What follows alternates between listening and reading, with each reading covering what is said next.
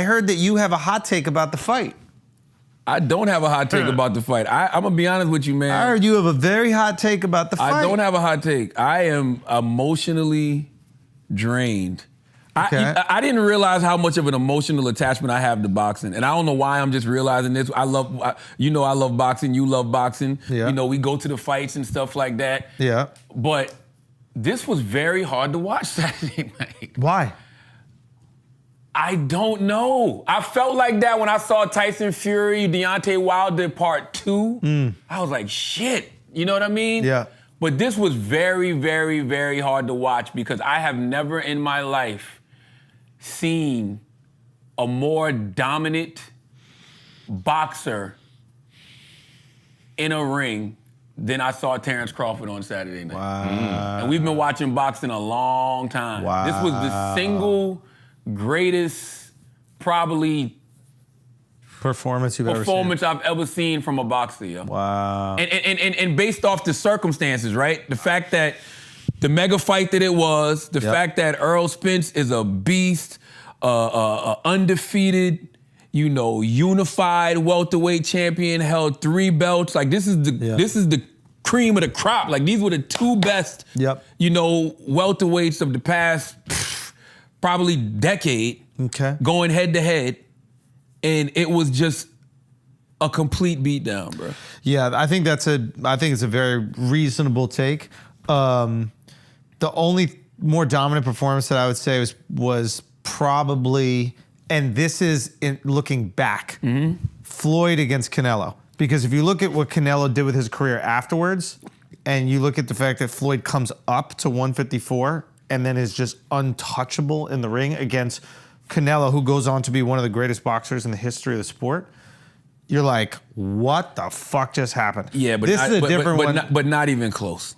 But that is a good one. And people were, I had that discussion this weekend. The reason it's not even close, Errol Spence has never been knocked down in his career. Bro, I understand. Ever. So the difference with this is they're both in their prime. So you're looking at prime Earl, prime Bud, and they're going at each other. And a lot of people thought Errol's gonna win. Like I picked Earl. Yeah. I've been picking Earl for years. I've been picking Earl so much that when Terence Crawford came to the Breakfast Club last month, that's the first thing he said. What did he say? Errol Spence, the guy you picked to beat me. You gotta make some adjustments though. This is Errol Spence we talking about. This is the guy that you had picked over me. I did. He picked him over. I remember. I don't forget. I got Earl. I do got Earl. I just think, styles make fights. I think Earl got it. You feel pressure going into this fight? Not at all. This is my time, and the world gonna see July 29th. Yeah. And I've been saying this for like 5-6 years that Errol Spence is gonna beat Terence Crawford. Yeah. Matter of fact, Terence Crawford, by the time y'all hear this, y'all probably already Terence wants to zoom in the Breakfast Club tomorrow.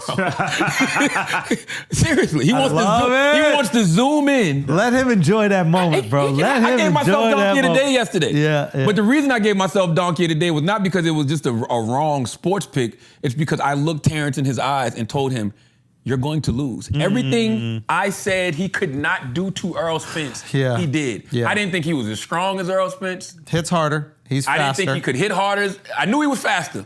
Better balance, better counterpunch. I knew that though. I knew he was faster, and I knew he was a better jab. That's what everybody was surprised by. Everybody's he had a better jab. Errol's gonna sit behind that beautiful jab and then just dominate the fight. But that's Earl's Bud's punch. jab was stronger. Yo, Errol threw. It looked like Errol couldn't hurt him. This is what was fascinating. Errol's the bigger guy. Errol could easily go up to 154, right? Easily. He probably should. Bud's coming up from 140. And somehow he was more powerful. I mean, faster, yeah, I get that, but more powerful, and then unaffected by the punches. It didn't look like Errol could hurt him at all. And I didn't see that coming. 2 things I didn't see coming. Number 1, I didn't think Terence could hurt Errol. Yeah. And I thought Errol probably could have hurt Terence. Here's the thing. Terence said he took one of Earl's punches, and he said when he felt it, he was like, oh, that's all he got? And that's when he went to work. I mean, that's what it looked like, to be honest with you. That's exactly what it looked like, That's what it looked like, yeah. But then I saw a video I wish I would have saw before. Like that saying right there, he just ate. Another one. But he caught him with the love uppercut. What are you saying? That uppercut was so fast. Look at this shit, man. Yeah. But Earl, I saw a video of Terence Crawford deadlifting 455. God damn. Yeah, he's a beast. I mean, this guy's an elite athlete, unbelievable power. I mean, you're getting with no gloves, no gloves and no belt on his waist. I'm not joking. I'm gonna show you this shit, man. No, I believe you. Wow. But look at this. I mean, Bud is just an elite athlete, and just the balance is amazing. Look at the balance. And if you look at a lot of the times that he was catching Errol in these counters, he was putting himself in dangerous positions. Even that uppercut that he threw, right? Errol's throwing this big looping left hand.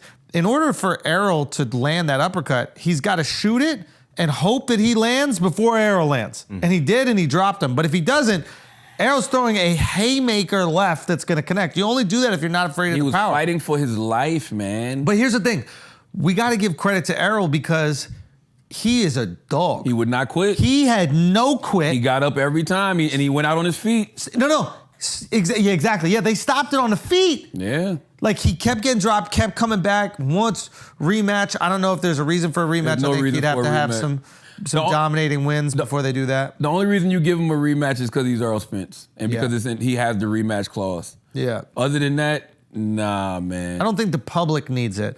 If he had an excuse, if he was like, I tore my rotator cuff before the fight, and Oh, you know what you know what the excuse is? What? And this is what everybody's been saying. And it's this great thing on YouTube now, but it's a doctor who says that Errol Spence Jr. suffers from residual neurological damage. from the car accident. The 2 car accidents. People forget that it was 2 car accidents. It was the 1 car accident that was that was fatal where it flipped over, but then there was another head-on collision. And he was saying that soon as he was like, that is one of the reasons that Earl hasn't fought over the last 15 months, because they've been trying to, get him back. Right? The reason I don't like that is because whenever somebody loses in this way, there's all types of excuses, and I don't think that's fair to Terence Crawford at all. Yeah. I think that Terence Crawford, is an elite fighter, and he went out there and did what he had to do. And another reason I don't like using that excuse is because we've seen Earl fight like 4 or 5 times since these accidents, and he's won. Yeah. You know what I mean? And some of these fights he's won in dominant fashion. Yeah. So I don't know if that's fair to do. I mean, he did take 15 months off. And then I was watching First Take yesterday. Stephen A. said he think Errol Spence should retire. Wow. Because of all of the damage that he's accumulated over the years between the car accidents and the beating he took from Bud. Oscar De La Hoya said there's no way in hell he should fight in December. He was like that's insane. He was like he needs to go through extreme testing. Yeah. Teddy Atlas, I think if Stephen A. was correct, Stephen A. said Teddy Atlas said he should wait a year. Some people say that. Said it should be a year of testing. But I'm like, well, what was he doing the last 15 months then? Yeah. You know what I mean? Yeah. I mean, regardless, it was an absolutely amazing fight. I've and never seen anything like it, yo. Bro, high-level boxing like this. This is the last time I saw hand-to-hand combat like this was when Captain America was fighting things. Yeah. I'm not even joking. Like, Captain America really stepped it up when he was fighting Thanos. People don't think about that, but when it was just Thanos and Cap going one-on-one, He brought go it. back and watch that shit, yo. Cap was throwing them hands. That's the last time I seen some shit like this, yo. Yeah. And it shows that when boxing is at the highest level, The best. it is the best. It is Nothing beautiful. better. We were watching it, and I had a show in AC. Shouts to everybody who came out to the show in AC. And they had a sports book where you could watch the UFC fight and the boxing fight. And they're going on at the same time. And the undercard for boxing, and this is what I say with all due respect to all the fighters on it. I know Pitbull Cruz was on it. He's a beast. There was nobody paying attention to that undercard, man. no, it was nothing to pay attention to. During the Pitbull Cruz fight, there were 3 UFC fights that happened. And this is why UFC and MMA is dominating fight sports right now. In the time for one boxing match, and keep in mind, when a boxing match is uninteresting, it lasts longer, Yeah. right? In a Yeah. time for one boxing match, there was 3 different UFC fights that ended in knockout or submission or just raw excitement. So I'm like, wow, there's no way that boxing can compete. Boxing is over. And then this fight starts. When I tell you the energy changed, Yeah, Charlamagne, the entire sports book is focused in on this one fight. Everybody oohing and awing. And then a hilarious thing happened. The second the Errol Spence Bud Crawford fight finished, every black person in the sports book left. There was one more UFC fight left. Every black person in Atlantic City left the sports book and went to go gamble the second that fight was. And it showed that there's a cultural divide right now. Black people are still rocking with boxing. If you look at we the love biggest boxing. boxers in the United States, you look at what Gervonta does. right? You look at what Bud, Errol does, Earl, what Bud Deontay does. Wilder still. Deontay, right? Yeah. Black people are holding down boxing. We love Latinos boxing. still fuck with No, boxing. Mexicans too, though. But also Mexicans fuck with UFC now too. But there is black people and Mexicans are holding down boxing. And it's not even close. Yeah. That's something that Floyd tapped into a long time ago. Floyd knew. When Floyd fought Oscar De La Hoya, he was like, all right. Oh, this is going That's right. crazy. That's right. That's why he fought the Canelos and everything. Like I told somebody the other day, because they were talking about, Terence Crawford needs to give Boots a shot, right? And I'm like, it really doesn't benefit him to fight Boots because it's not a big money fight. And then and my cousin Perm was like, yeah, but you got to get a young guy the chance like Floyd gave Canelo. I said, Floyd didn't give Canelo a chance because he was trying to look out for another boxer. Exactly. Yes. He was a draw. Yes. Even at 20 years old, he was a huge draw. Floyd was tapping right into that Mexican market. Floyd was thinking money. The only guys that Crawford could fight right now, he could. What is Charlo? Is there a Charlo that fights? Yeah, at 147? that's what he wants. He said that on Breakfast Club. He said he wants to go up to fight. No, not 147. He wants to go up to 154 to fight Charlo because then he'll be the first ever undisputed 3-division champion. And then you retire. What's after? What else is there to do? And keep in mind, guys, undisputed means you have every belt that's available. That means all the different and he'd be promotions. A 3-division. He did it 140, just did it 147, could do it at 154. Bro, there's a moment in the ring, I'm sure you've all seen it. He just knocks down Errol Spence. Errol Spence is getting the count, looks into the crowd, find his next opponent. He's talking to Jermell Charlo. He's talking to Jermell in the ring. He goes, you're next. Grabs his dick. You're next. Bro, that is like WWE level promoting. You're promoting your next fight while you're knocking out your opponent in the current fight. Yeah, Jermell fighting Canelo in September. He's going all the way up to 168? So Jermell's brother is Jamal. It's Jamal and Jamel. Right? Yeah, I think it's Jamal and Jamel, the Charlo brothers. Well, so Jermell has all the belts at 154? Yes. Yep. So then he can't fight. He's going to fight Canelo, but even if he loses to Canelo, he still has his belts at 154. So he'll come back to 154 and then fight Bud. 154. Yeah. So he's going to take the big money fight with Canelo. Canelo's going to come back down to his more regular weight so he can get another win.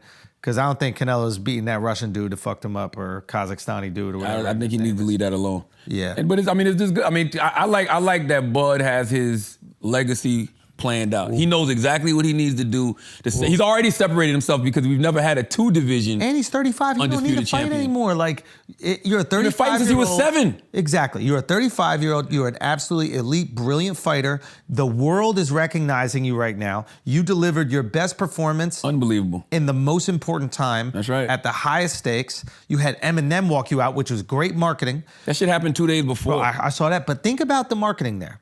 Think about the marketing specifically. I was telling Al this. I was like, Al, imagine Jay-Z walked out Dustin Poirier, who's an amazing UFC fighter. That's going to have black people going, if they don't know who Dustin is, going, yo, who the fuck is Dustin Poirier? Should I be watching this guy? Like, Jay-Z? I think black people like UFC, though. It just depends who's fighting. Who was fighting Saturday? What I'm trying to say I don't even know who was fighting. Dustin Poirier was fighting Justin Gaethje. Incredible fight. The whole card was incredible. But what I'm trying to say is Eminem is going to be representative of selling records in the mainstream globally at the highest level. Eminem makes you feel like if you're a casual, you like, I should care. And you're like, why don't this guy got Eminem walking him out? Exactly. You said it perfect. Why don't I know this guy? Why don't I know this guy? If he got a dude, right, who was like, he got the hottest song in the hood right now, okay, that's fine, that's great, everybody might be there. But in terms of marketing, you get Eminem to walk you out? And M don't go nowhere. He don't leave the house. M don't leave the house. So that is big. Huge. And doing Lose Yourself, bruh. It was perfect. It was. And he really lost himself and possibly lost Earl in the process. Yeah. And the only thing I don't like about when casual people watch boxing, though, is now I got to explain to people how good Errol Spence Jr. is. That's the thing, because they're just going to see the dominant performance. They don't Exactly. realize that Errol Spence Jr. was doing that to everybody he fought Yes. for his whole Yes. life. His whole life. You know what I mean? He was an undefeated, unified welterweight champion. He had 3 belts, man. He was that good. And then somebody said to me, he never fought nobody. Now all of a sudden Earl ain't fight nobody. That was what we used to say about Terrence. Now all of a He sudden didn't Earl fight nobody because he made them all look like that. Yeah. And Terrence and Earl fought like 3 or 4 of the same They people. all say that shit with Mayweather too. They always have an excuse to knock you down. They always have an excuse to knock you down. It's bullshit. This was elite boxing, and elite boxing is so much fun to watch. The problem is everything else is so boring. There's only one other thing that even, to me, gets to that level of, like, I'm not gonna front, man. I was in the house and I didn't even realize how excited I was until the fight. Like, I was watching the undercards and everything. But you had and then jitters I'm and like, shit? yo, my knees started getting weak on spaghetti. You know what I'm saying? I was like, oh shit. I'm like, yo, we about to watch Earl and Bud. And then I started getting like, I had to start doing breathing exercises like, holy shit. You know what I mean? I was just nervous and I don't know what the fuck I was nervous for. I don't got no money on the fight. Yeah. You know what I mean? I don't have a You're personal invested attachment in to either them. one of them. I just, That's like, you when Izzy fights. oh, yeah, Son, like- when Izzy but that's your stopped in the guy. fight, That's bro. your actual guy, so that makes sense. Yeah, I guess you're right. But sometimes we identify with people we don't even know that well. Like I've done that with boxers my whole life. I've done that with fighters my whole life. And you know it's the highest stakes, right?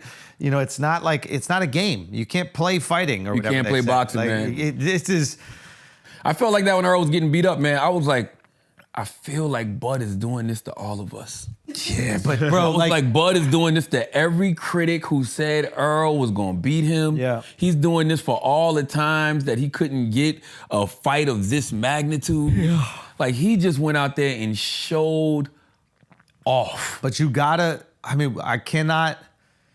we have to give credit to Earl though. That's the thing, because like, He kept getting up. he kept getting up and he kept pushing. That is a tough kid. He showed me why he survived those car accidents. Yo, little I'm car accident serious, not man. taking him out, He bro. showed me why he survived those car accidents. Yes. Errol Spence does not stop. That man is damn near indestructible, man. He couldn't do damage with that overhand left, bro. He would throw that overhand left, and it maybe, look at that. That still lands, but he caught him with that uppercut Go back first. to that uppercut, because that uppercut was so fast, I didn't even see it. Bro, you can go back, hardly go see it on back the a little bit replay more, when it's a little bit slowed more. down. So once Earl loads up the left hands, Bud shoots that uppercut. Earl kept getting up too. Watch It's how already fast he slow-mo. bounces It's already back up. slow-mo.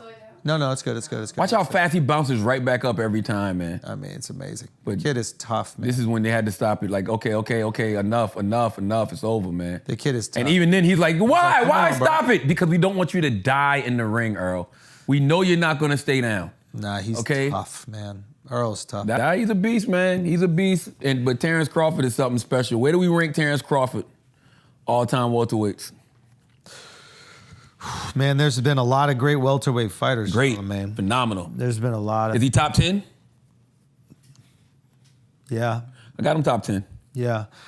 Yeah, I'm curious where he ranks himself. I mean, here's the thing. Let me tell you the illest thing about him. He was like, Go. I lead after y'all. I love that. He said that. He was like, I lead after y'all. Yo, Like, he's like- rankings, yeah. He said, I lead after y'all. He said, I know what I've done and I know what I do, but I leave the all-time rankings to y'all. I love that. I'll be honest with you. I think that even with boxing, with basketball and sports a little different because there's actual like numbers and stuff like that, but definitely with art, it's like that's just something that the people decide. Yes. You can't decide it. The people decide whether you are the greatest, right? And you hope that the art that you're creating matches with what the people really want or need. And then in this brief moment in time in history, you get to be the greatest, you know? And like every generation is gonna forget about the person before them that they don't even know about. So they're not even gonna forget, they're not even gonna know. The greatest boxer of our generation, this next generation has no clue who they were. They don't know how nice Oscar De La Hoya was. Not saying he was the greatest, but they don't know. A lot of these guys don't even know how nice Floyd was. Yeah. So what you can only hope for is in that moment of time, people are like, oh my God, you're the greatest. And that's really up to the people. All you gotta do is focus on the art, focus on what you're doing. That's a beautiful perspective that Bud has. Yeah, because we were having the conversation, and you do know when you're great because when Bud put that performance on, immediately people start saying like, yo, could he have beat Floyd in his prime? And I'm like, It's hard to say, but if he fought like he fought Saturday night, he'd give Floyd some trouble. I'll tell you one thing. Not only would he give some trouble, there are so many similarities in their game. They're very different fighters, but the similarities that I see is impeccable balance. You do not see, not for one moment in that fight, Bud off balance. Footwork is amazing. Amazing. Like he could cha-cha slide in that motherfucker. Easy. Every punch thrown, perfect balance, perfect pullback. Like, I think he hits way harder than we thought though. Like I knew he hit hard, but watching Errol's face, well, first of all, watching Errol get dropped by a jab in the second round, which is unbelievable. Yeah. But then watching his face by the fourth round be swole up like that, I'm like, well, how hard is goddamn Terence Crawford hitting this man? yeah. Like, how hard is Terence Crawford laying into this man? You fight Floyd like that, you land those type of punches, you probably give Floyd a real run for his money. I just don't know how often you're gonna touch Floyd. That's the thing. That's what people that's what people fail to realize about Floyd, because when we think boxing, we think punching. Yeah. There's never been a better defensive fighter than Floyd Money Mayweather. Never. And offensively, he's just immaculate as well. There isn't a single flaw in his game. His jab is perfect. His little check hook is perfect. I mean, Don't have a lot of punching power though, especially in his later years. he didn't have the punching power at the weight that he came up at. But if you look at Floyd's career, when he started at, I don't know if it was 130 pounds or 135, whatever it was, like, he was knocking people, was laying people out. Yeah, so it's like, of course you're going to lose some power as you go up. What's really impressive about Bud is he keeps going up, and the power is still there. Now, keep in mind, it's not a one-shot power. He's not one shot and you're going to sleep. No. It's cumulative. He's going to keep fucking landing. And yeah, it's just beautiful, man. It's beautiful, man. It really was tough to watch, though. I'm not gonna lie. I was like, God damn, Earl. And then his corner couldn't throw in the towel. Only the ref could do it. And honestly, I feel like Bud carried him a couple rounds. Wait, really? I do. Interesting. I feel like Bud could have ended that fight a lot earlier if he wanted to. So you thought he would? There's a great fighter who fought a welterweight. His name was Pernell Sweet Pea Whitaker. Oh yeah. Pernell Whitaker, this is before Floyd, people would say it was the greatest defensive boxer ever. And then before that, you can go in history. There's plenty of other people that say, but Pernell was unbelievably talented defensively. There's a great video of like when he's fighting Oscar De La Hoya and he dodges like 13 punches in a row. It's just unbelievable what he could do. And Pernell Whitaker, people would always say, one criticism was he could have gotten these guys out in whatever round he wanted, but sometimes he carried them a little bit. It felt like that because, I mean, if you watch the fight, Terence definitely took the 8th round off. The 8th round, he was just like, all right, we chill. Yeah. But 9th round, he got him up out of there. But he could, I think he probably could have got him out 4th or 5th if he wanted to. Wow. Personally, I could, personally, but really I don't want to see a rematch. If they do a rematch, hey, God bless. I hope they get their money. But I just don't see what Errol Spence could do to close that gap between them. You know what I mean? And if there is some type of neurological damage to Errol, I care about him going to get that checked out way more than I care about him avenging something in the ring, because losses like that aren't bad losses to me. You know what I'm saying? You're Errol Spence Jr. Yeah, you fought. You were undefeated. Yeah. You were the unified, welterweight champion, and you just lost to the better man. That's all. Like it's There's also more fights for Errol. That's the thing. You come off a loss. Yeah. And there's other people. Is it though? Ryan Garcia, Errol Spence Jr. doing it right now. Both of them coming off a loss. How big is Ryan? He came down to fight Gervonta at 140, but there was that rehydration clause. So 147 is where he wants to be. You have Ryan Garcia fight Errol Spence Jr. right now. They're both coming off a loss. I didn't know Ryan was in that weight class. Yeah. There's a lot of fights. I thought Ryan was with like Devin Haney and Shakur. It's 140. But he said he wants to come up, right? Errol Spence will knock Ryan's head off. Well, now that we're talking about it. Yeah, I don't want to see that. But my point is he's a huge name. You just said Mexican fan base, huge name. And then obviously Errol Spence, huge name. If we're talking about money fights. Yeah. This is the comeback. These are the guys. Put it up, see who's going to, take their career to the And I next like level. Ryan, but nah. Yeah. Yeah, I mean, I don't know, man. They talking about Earl going up to 150-something. I don't. Stephen A. Smith said Earl need to retire.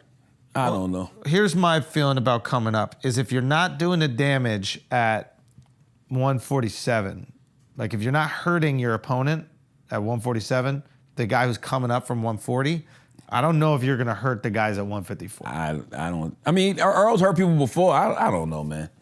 Who the fuck knows, man? I want the best for everybody.